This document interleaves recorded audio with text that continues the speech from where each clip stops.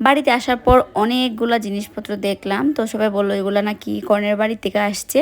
তো এখন বাজে রাত্রি 3:30, আর এখন সব কিছু মোটামুটি গুছিয়ে রাখা হইতেছে, কারণ পরদিন সকালবেলা সব মেহমানরা আসবে, বিশেষ করে ঢাকা থেকে মামারাও আসবেন, যার কারণে রুমটাও তো সুন্দর করে গুছাইতে হবে। আর বউয়ের জিনিসপত্র এখনো বাকি রয়ে গেছে, বিশেষ করে ফার্নিচার, যেটা এখনো চুনারো ঘাটে বানাতে দেওয়া হয়েছিল আর কি, কিন্তু ওইটা এখনো রেডি হয়নি। তো ওইটা নিয়ে সবাই চিৎকার চেঁচামেচি করতেছিল যে বিয়ে সব কিছু রেডি, এখন পর্যন্ত খাটটি দেয়নি, খাট দিলেও তো ধরেন খাট সাজানো যেত আর কি।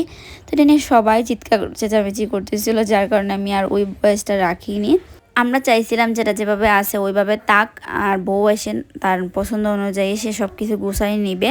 কিন্তু যেহেতু আমরা একটা সমাজে বাস করি, তো সমাজের অনেক নিয়ম থাকে, তো জিনিসপত্র গ্রামে যেটা হয় সবাইকে দেখাতে হয়, না হলে কি ভাববে সবাই যে নতুন জিনিস আসছে বউয়ের বাড়ি থেকে, তারা রেখে দিছে বা কাউকে দেখায়নি। যার কারণে এখানে সকালের জন্য একটু প্রিপারেশন নেওয়া হইতেছিল, আর তারপর আমরা সকালে এগুলো আবার উঠাই ফেলবো উপরে, দেন বউ এসে তার জিনিসপত্র সে নিজের মতো করে গুছাই রাখবে। তখন তো বাজে প্রায় রাত্রি 3:30, বিশেষ করে আমাদের চাচিদের জন্য। তো ভাবতেছিলাম যদি ওরা সজাগ থাকতো, না হয় আমরা ওদেরকে দেখাইয়ে তারপর উঠাই ফেলতাম, কিন্তু এখন চাচিরাও নেই, যার কারণে ভাবছি যে সকালেই করি, কারণ আমাদের সকালে প্রচুর কাজ, আর বাড়ির কাজও চলতেছে, মানে রঙের কাজ চলতেছে, এখনও মোটামুটি অনেক জায়গা বাকি রয়ে গেছে রং করার, বাড়ির বাহিরের অংশটাও রয়ে গেছে, যার কারণে মানে আমরা সারা রাত্রি চাইছিলাম যে আজকের মধ্যে সব কাজ শেষ করে ফেলবো।